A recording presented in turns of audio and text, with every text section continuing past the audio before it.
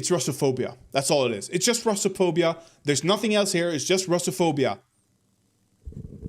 The guys are from Iran. They're not even Russian. They're just spying on behalf of Russia. They're not Russian. How can it be Russophobia if they're not Russian? You fucking morons.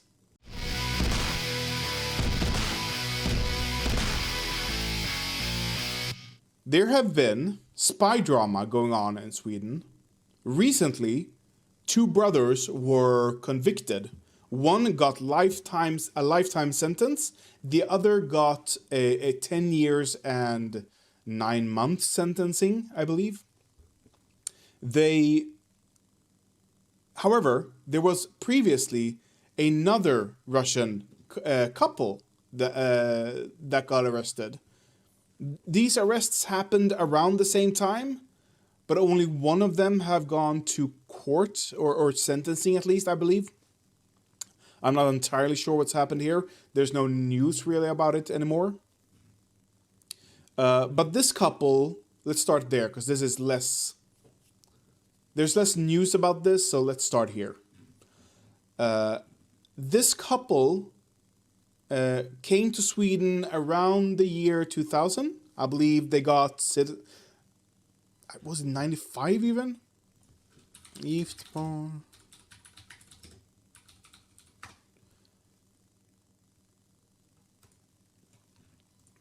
I believe they came... Shut up.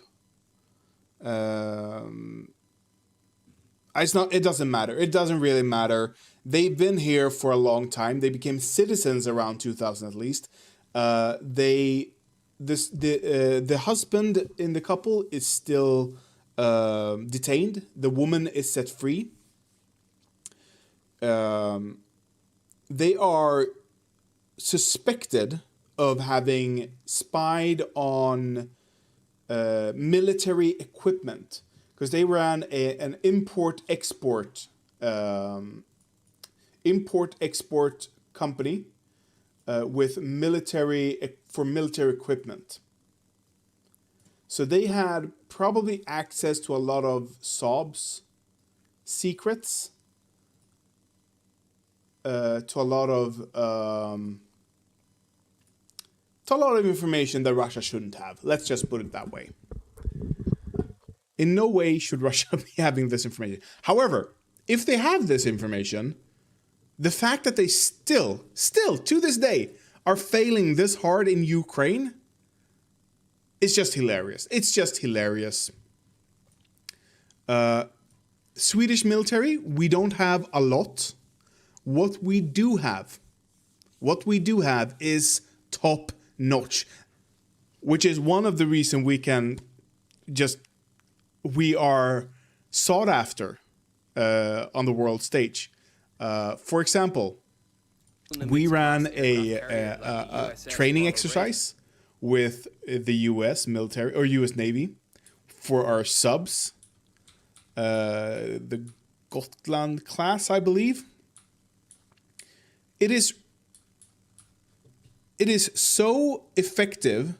It uses old technology, a Stirling engine, but it's virtually undetectable.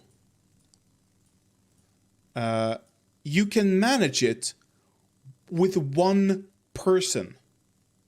Like one person manning the whole sub.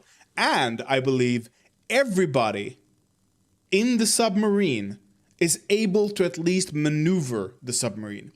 If everybody but the cook is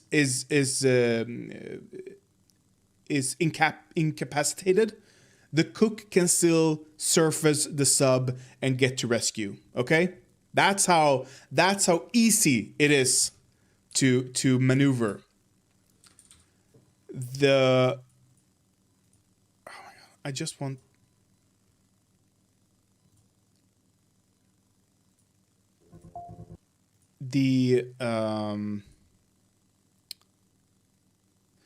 The joint practice between Sweden and the U.S. Navy. They rented our submarine. They rented it for. It was supposed to be like a month's practice, because the U.S. was so fucking convinced they were gonna win this easily. They just wanted something to practice with. But the fact that they asked Sweden to send a Gotland class submarine says something about how good it is.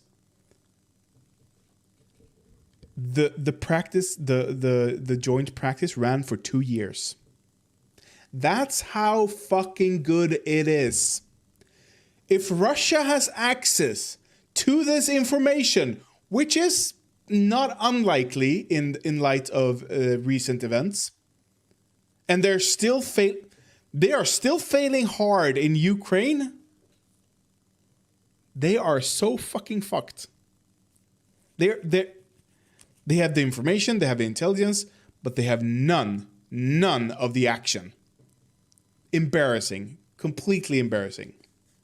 Anyway, this is the less salacious parts of this whole spy thriller.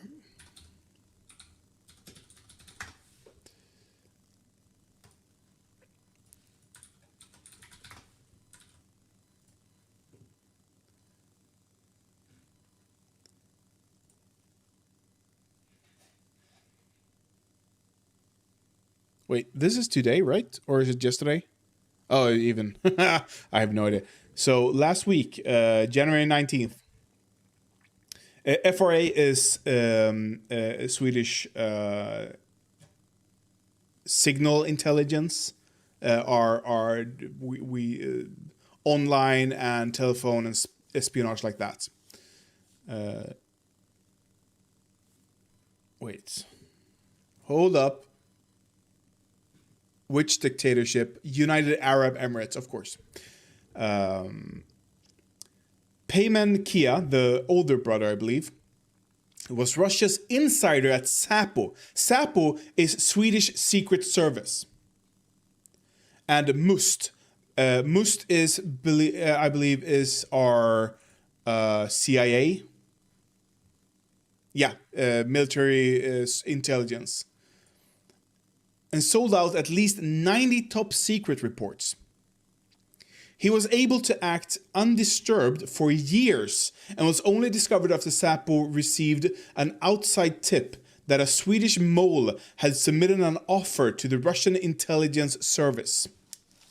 All in all, this is one of the most serious cases of this kind ever in Sweden's history, says prosecutor Mats Ljungqvist at the National Security Unit.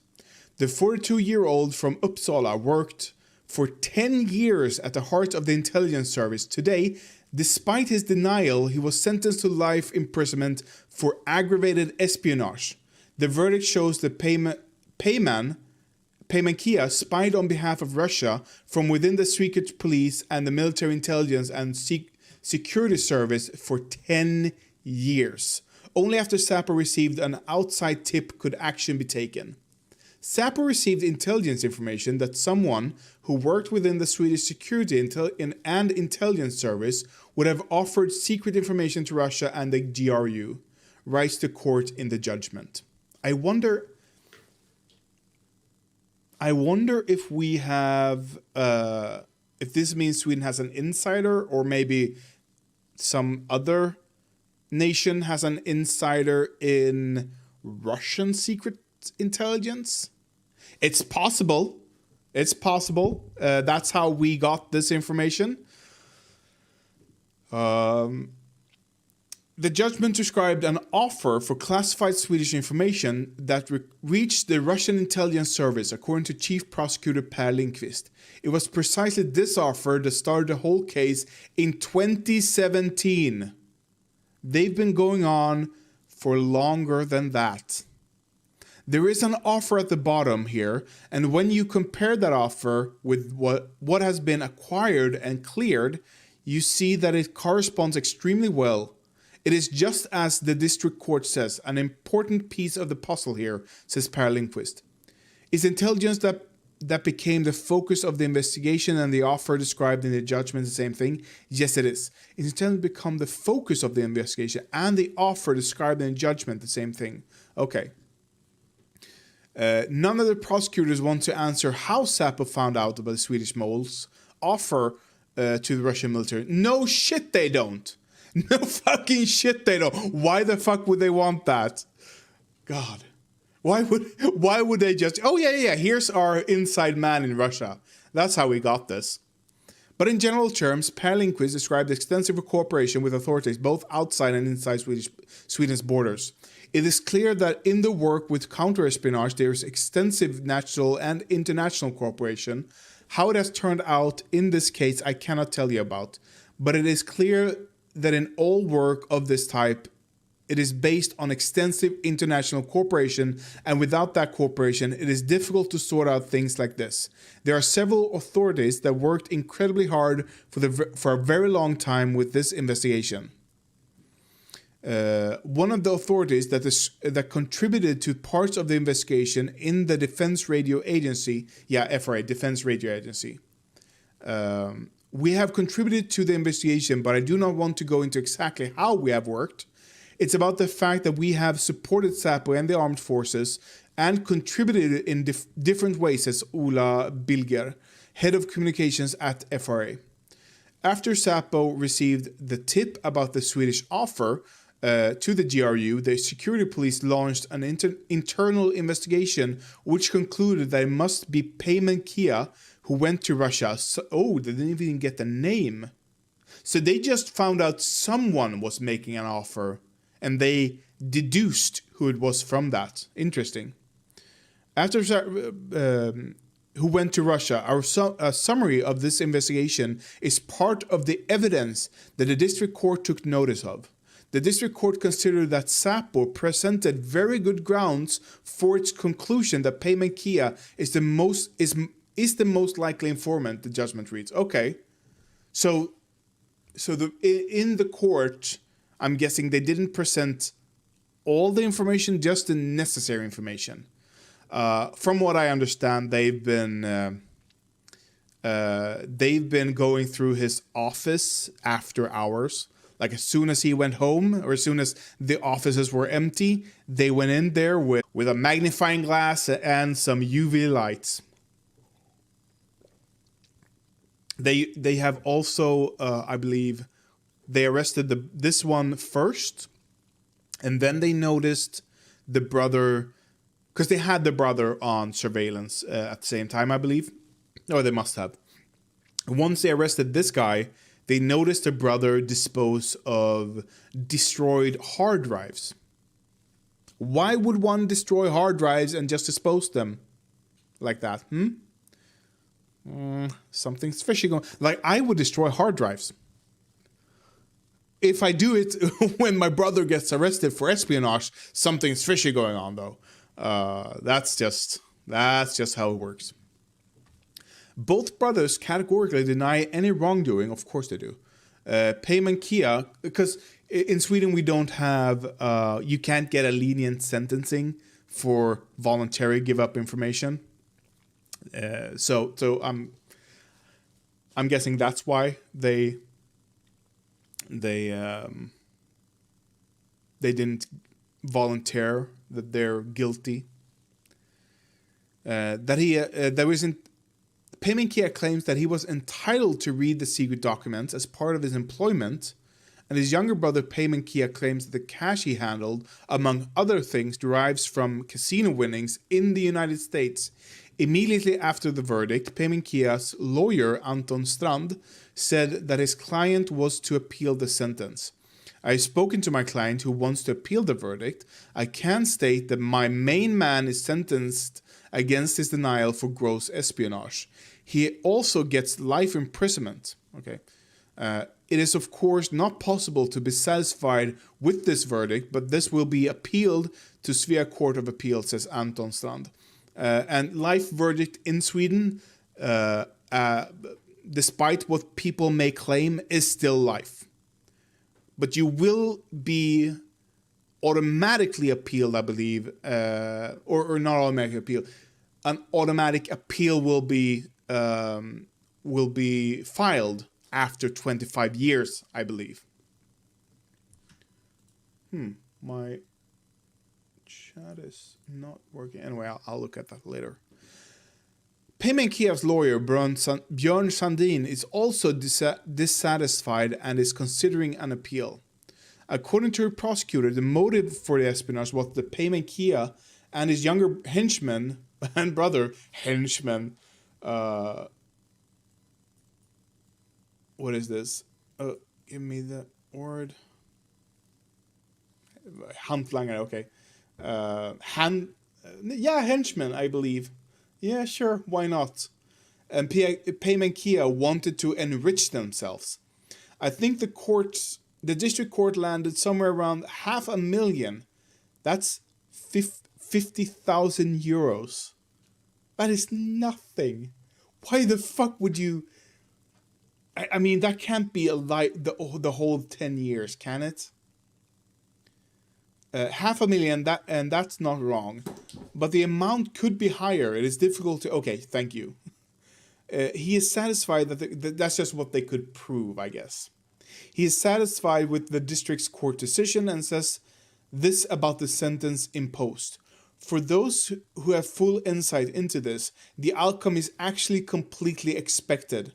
The extent of the damage to the Swedish Defense and Intelligence Service is classified as confidential, but is described by the Stockholm District Court as extremely serious.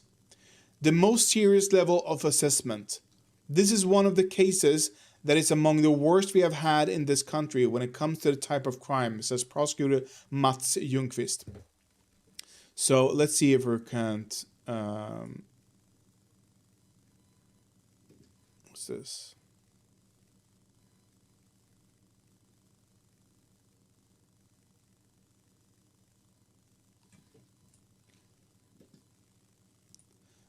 Payment Kia search the internet, disappear in Sweden.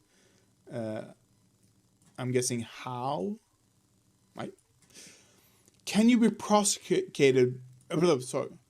Can you be prosecuted before interrogation? Stay away from the law. Payment Kia began panicking on the internet when Sapu was the spy brothers on the trail.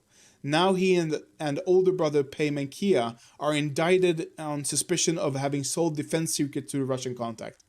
November 12th, yeah. So, is a prosecuting public if charges aren't brought? These are search terms he's done. Should a prosecutor charge as soon as there are probable cause? Can a prosecutor wait with charges? Staying away from the law.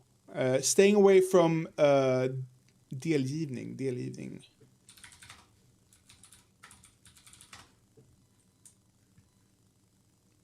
Being handed the charges, I guess.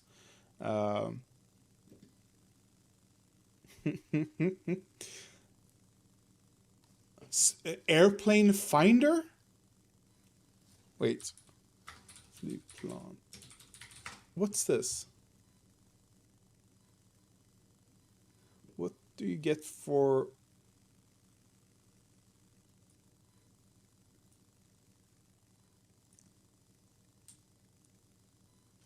Okay, finding... Okay, sure. Helicopter tracker.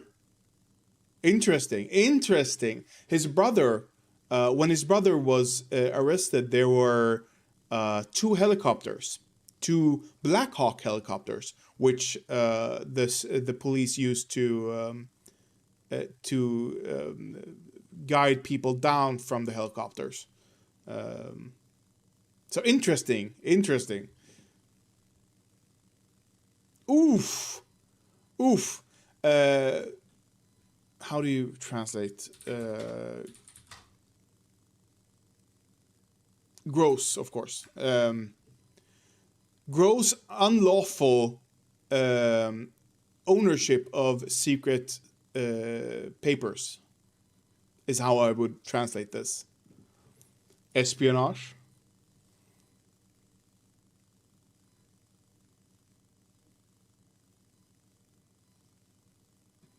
Wasn't Anton Strand the... Yeah. Yeah. He searched for his lawyer's name. Okay. He wanted to see what connection he had, probably. Uh, yeah. Okay. So the type of jobs this guy had was, apparently he had access to deep agents on behalf of Sweden. He had access to those agents. Now you can have your moral qualms about espionage at large, but it happens. It happens. It's not something. It's gonna happen as long as there are nations. You know, it's gonna happen. And in that case, when Russia, a dictatorship, a criminal organization, seriously, Russia is run by a criminal organization. There's no doubt about that. When they have access to our spies, even if they are not spying in Russia, that's gonna be, oof. I'm guessing all our spies that we had, they are home by now if they weren't captured. That's my. We don't have any active spies at the moment for as long as we can, as long as we don't know if he had, or if we don't know if he didn't have access to that information. If there's a sliver of a chance this dude had access to that information, those spies aren't active. Not a chance. Not a chance at all. With this, last time I talked about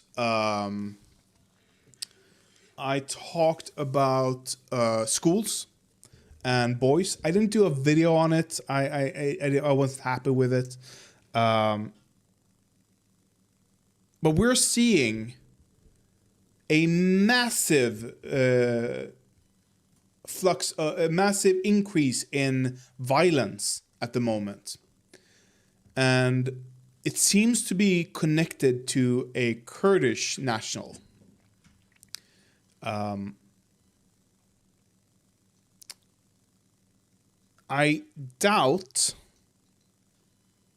highly doubt that it is connected to Kurdistan or the what's called the socialist attempt in northern Syria, Rojava. I doubt it's connected to any of those organizations or attempts.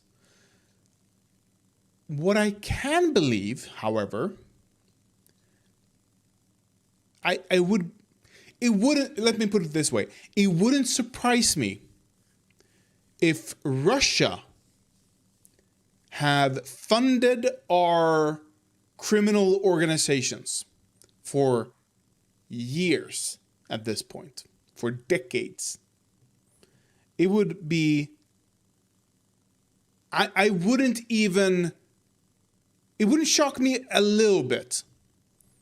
Like I would pop the champagne after this video.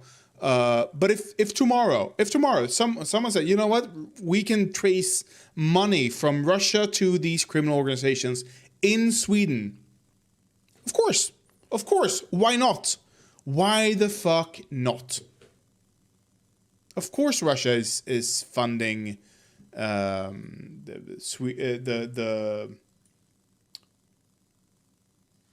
Swedish criminal organizations, of course. I'm just gonna do a quick Google search, see what I get.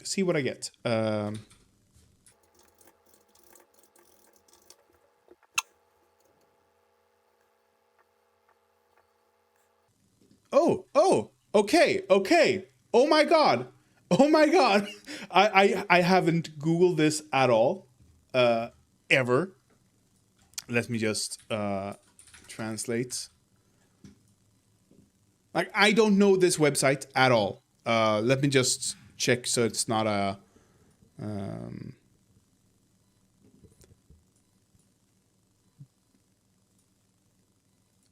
it's a foundation.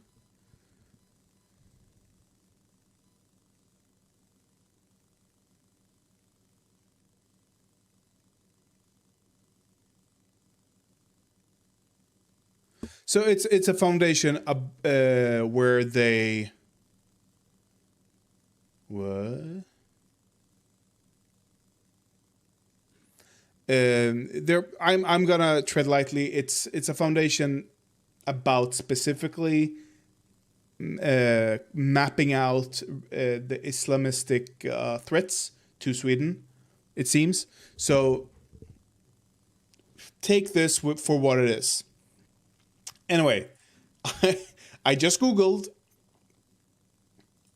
and there seems to be some validity to this. I just want to see. Okay, they have. They have seem to have a connection to legitimate media, at least as far as you can call Expressen legitimate. It's a tabloid magazine, but it's not a radical magazine. It's a mainstream magazine still. You get actual news from Expressen. That is linked to both Islamistic terror and Russian mafia. At least 4 returnees from Syria are part of the network, and one of the designated leaders was recently detained by security police. So, yeah. Of course, Russia is connected to all this. Of course.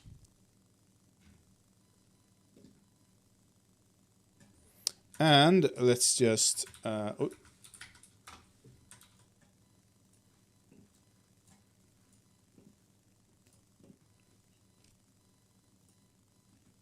Really? Really?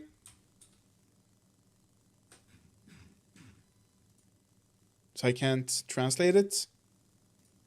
What happens if I... But I can't translate it. Chrome Translate extension.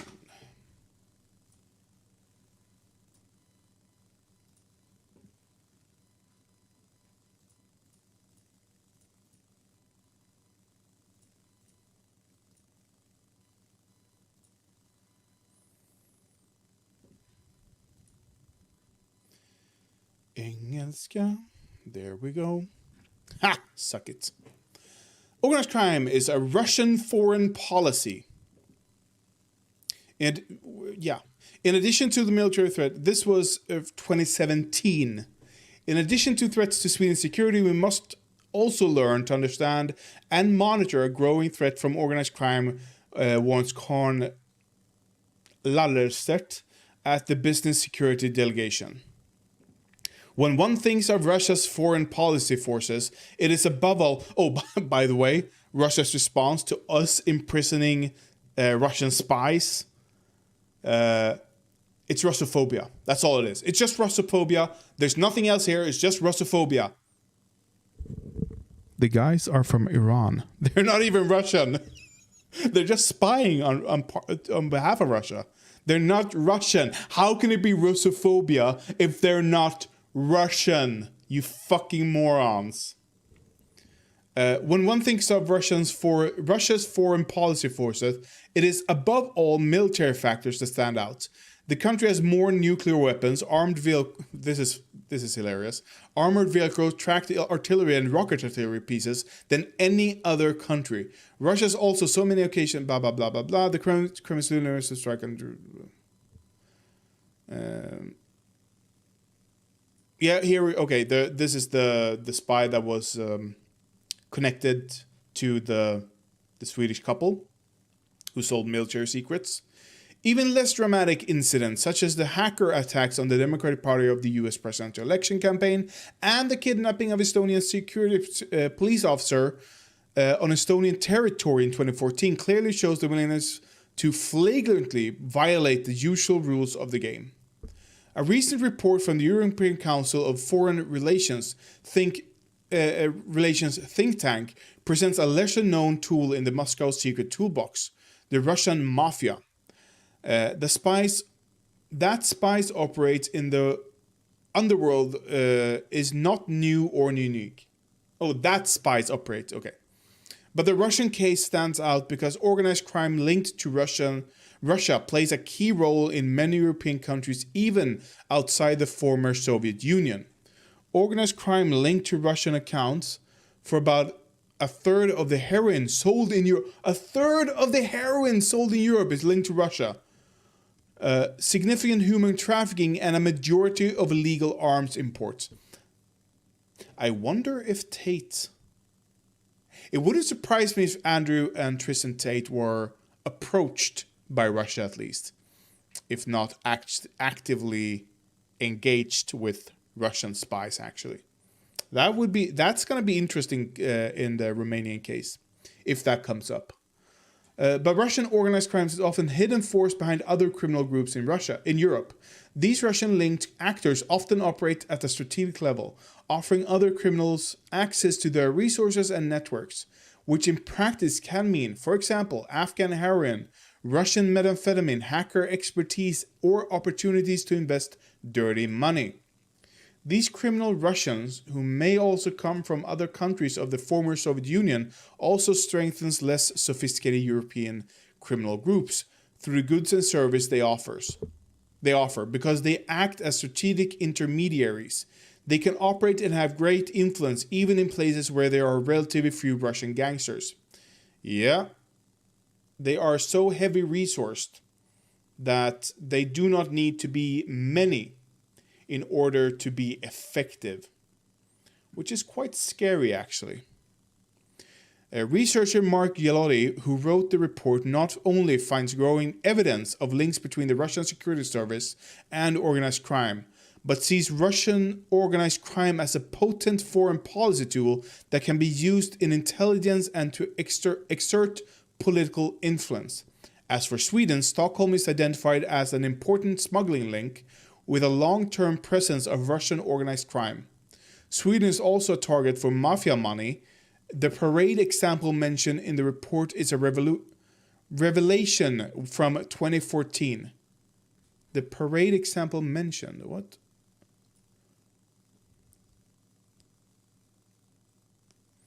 Okay, the parade example is not it's the crown jewel, so to speak.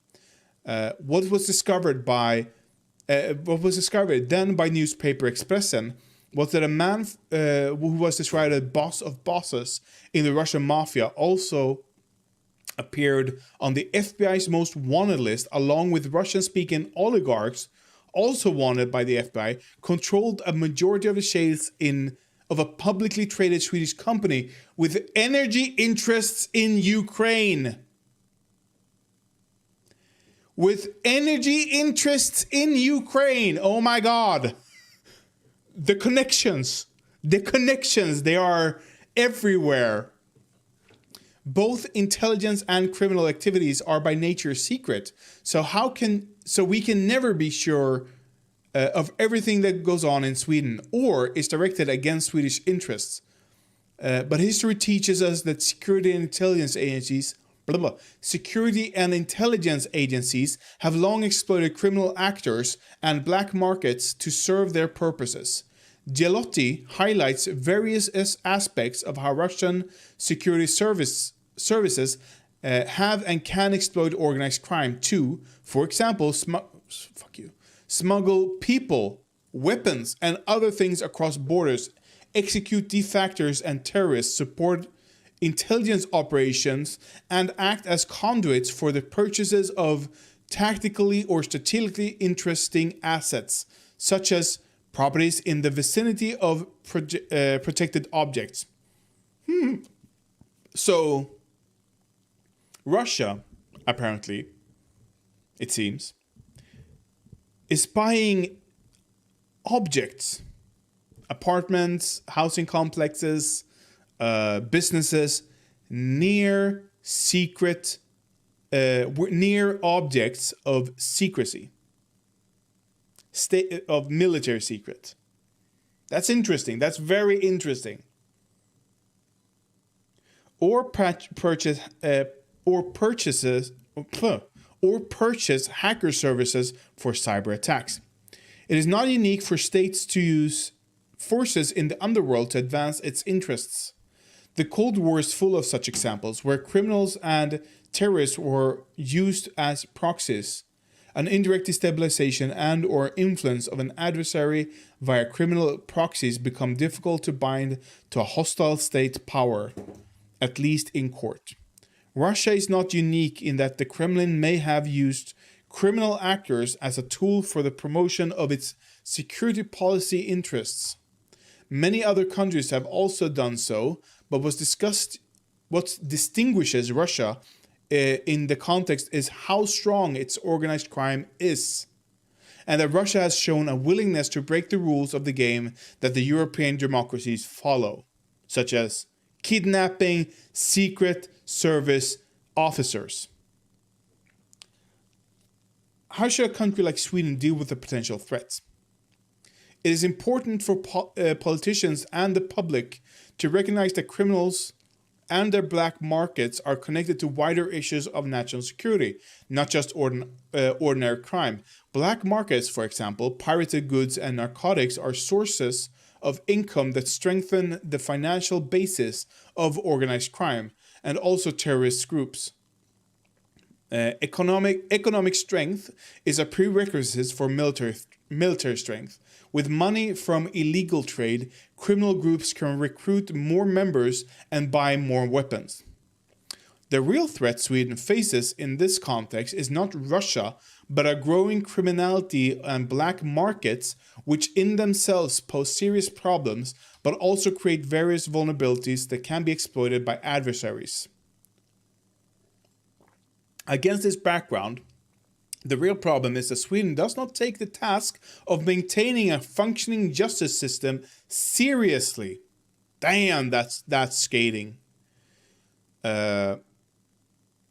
According to Eurostat's latest figures, Sweden is one of the states within the EU that spends the lowest percentage of GDP on public order and security, only 70% of the EU average. Damn. At the same time, there is an avalanche of crimes associated with organized crime, shootings, bombings, and extortion crimes.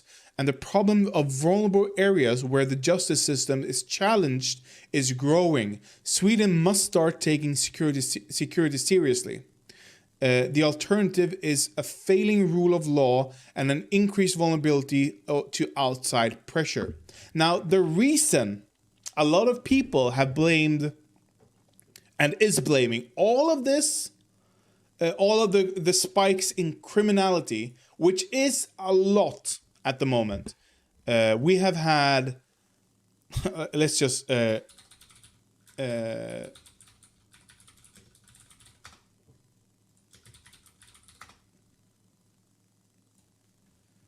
see here. 45 cases of deadly violence. That's not what I want. I want shootings specifically. What is this?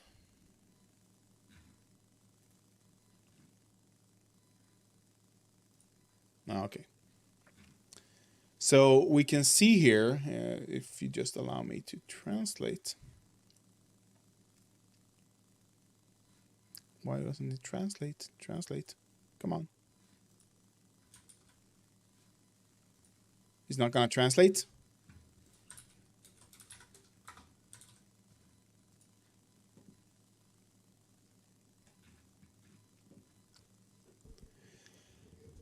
Uh, 2022 looks set to be the bloodiest year since measurement of deadly gun violence began in Sweden. It can be compared to 2020 when the figure reached 47 fatal shootings. In other recent years, the figure has been around 45. So we have seen a great uptick in gun violence in Sweden. And a lot of people, especially right-wing politicians, are are blaming this on immigration.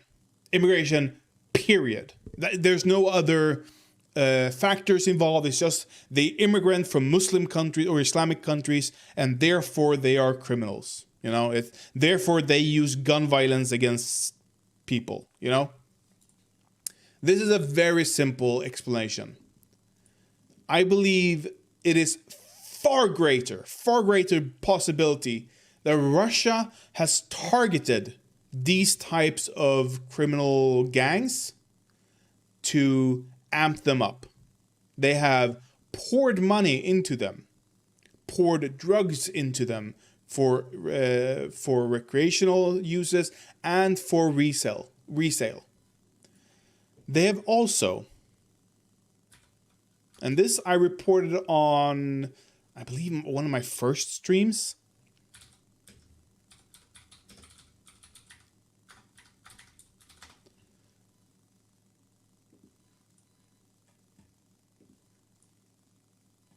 See here.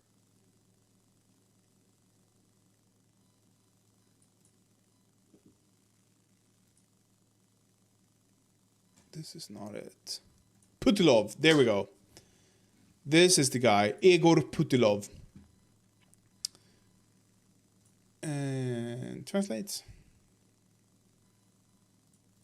Oh, right. That's why I didn't translate. Because I have to pick it. I reported on this, I believe, my first streams, because there had just been an election when I started streaming. But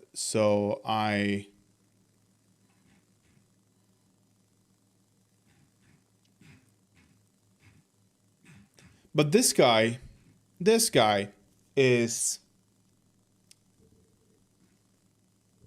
one, he infiltrated the Sweden Democrats, who is Swedish far right populists, and he had been at the top. He has also, after he was found out as a Russian spy, literally, Swedish spy sentencing or spy laws are limited to military and state secrets.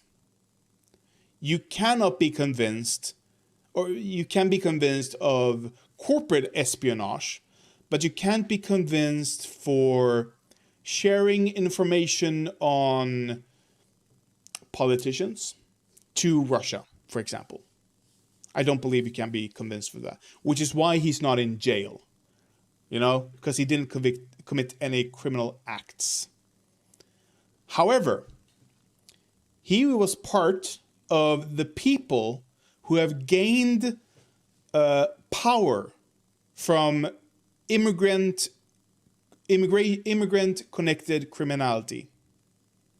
He was at the top of that. And once he was found out, he was let go from that position. He was then hired by a news organization connected to the same political party, to Sweden Democrats. Egor Putilov. Is there an English version? Nope. Of course there isn't.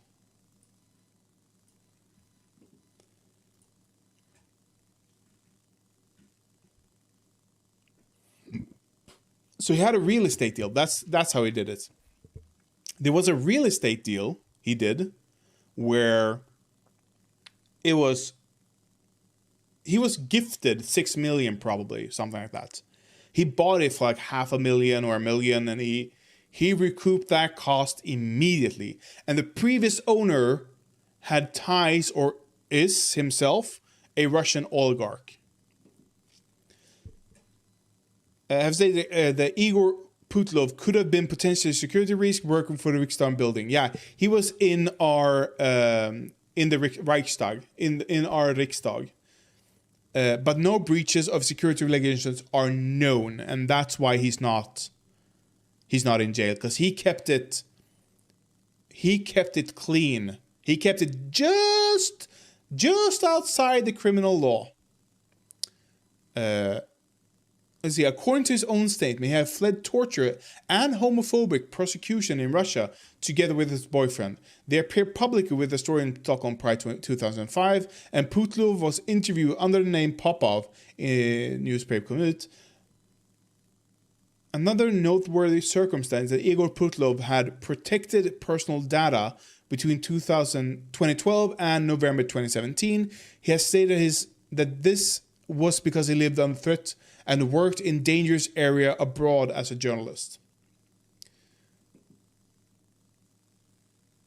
But he had attempted, the original origin of the Putlov affair was that Igor Putlov, under the civil registration name Alexander Friedbach, worked at the Sweden Democrats parliamentary office in Stockholm Parliament. That's what I'm looking for, not the Reichstag. While at the same time, he was the originator of what was described as disinformation. The disinformation accusation was based on the fact that he wrote anti-immigration debate articles under the pseudonym Igor Putlov, and at the same time published a provocative pro-refugee article, "Give asylum seekers and undocumented migrants the right to vote." And he is connected to Russia. So on the one hand, he works for the party who benefits from him writing an article saying we should give migrants and undocumented migrants the right. Everyone should be able to vote in Sweden. Everyone. Like he's some crazy lefty, you know? And he gets, I'm so infuriated by this. People are so fucking stupid. Under different pseudonym, Tobias Lagerfeld, then Igor Putlov, there was no Tobias Lagerfeld registered in Sweden, and a Lagerfeld photo, a picture of a Russian PR specialist, Alexei Semenov, living in Moscow was used. I have to see that picture.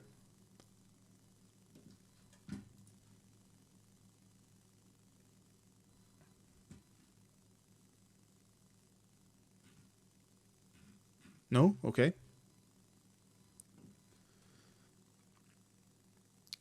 There was no Tobias Lagerfeld. Then became known at the beginning. This became known at the beginning of September 2016.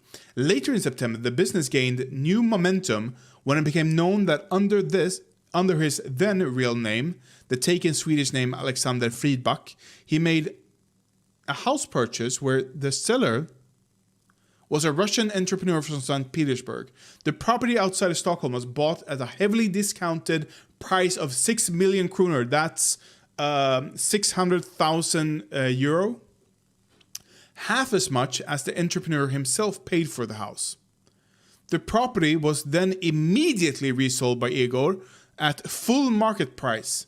In 2 months, a profit of over 6 million kronor was made. He resigned from his position at the Sweden Democrats parliamentary office when the house affair became known. When the far-right and socially conservative side of Pixar changed its name to Samhällsnytt, Igor Putlov became part of the editorial team. Yeah, the guy who writes articles under a fake pseudonym,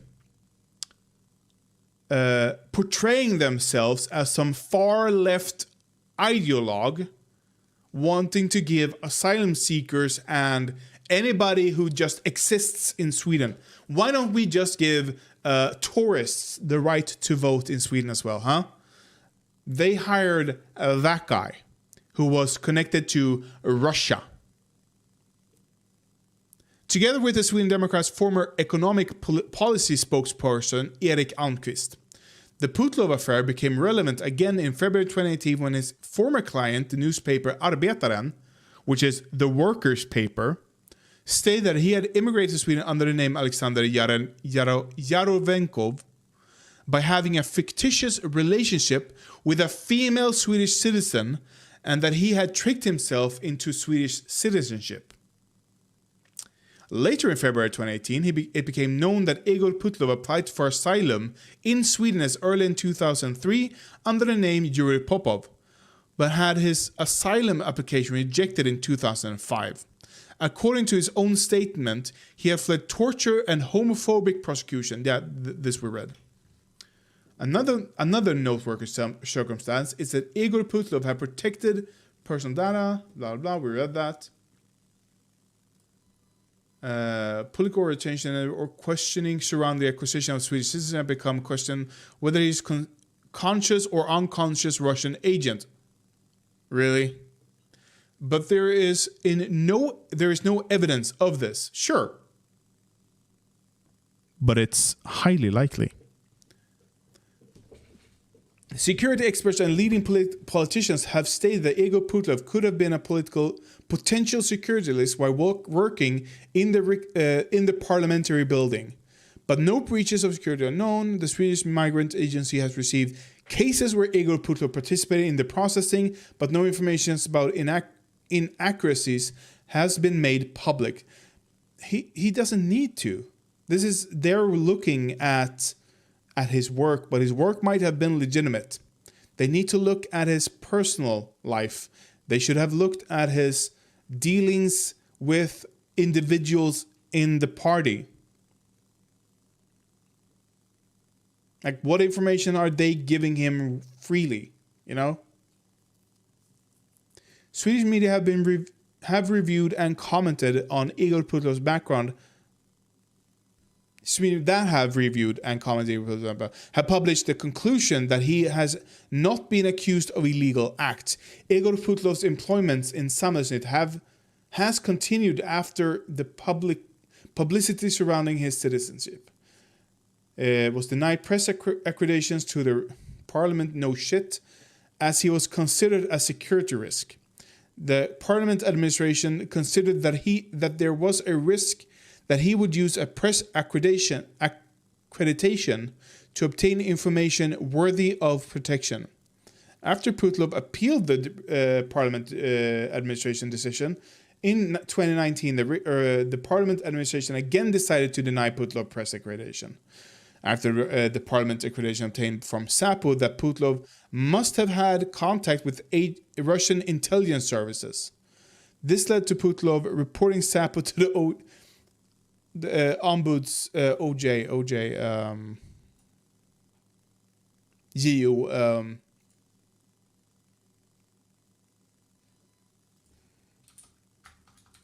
Justitieombudsmannen. In English, thank you. Okay, we're the parliamentary ombudsman. In the same year when he argued that the claim was incorrect. Yeah. Oh yeah. Yeah. Good luck, brother. Good luck.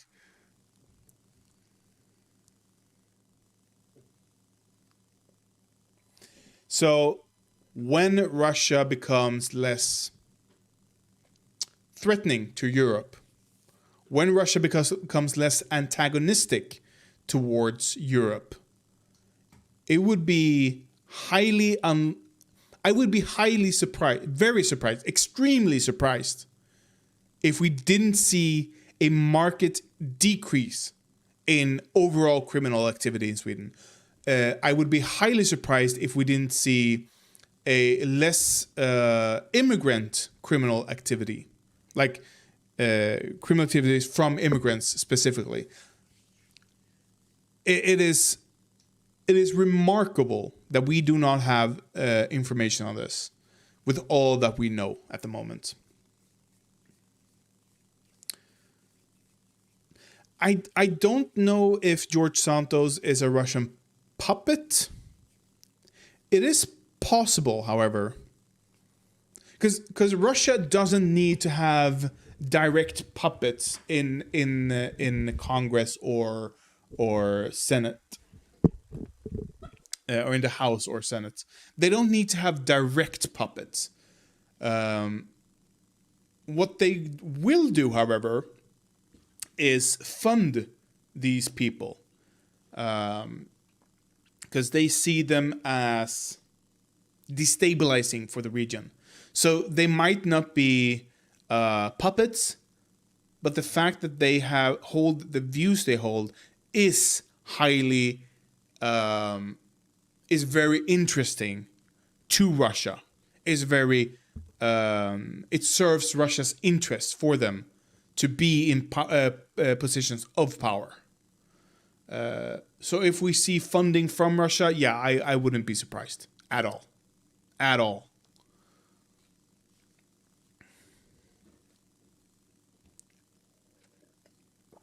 They love Fox News. They love Fox News.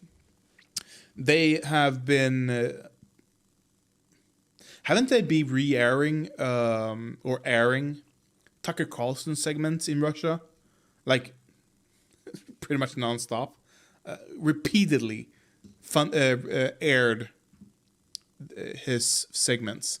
So yeah, Fox News is a Russian propaganda machine at this point, pretty much. And I know what Russia defenders like Jimmy Dore, I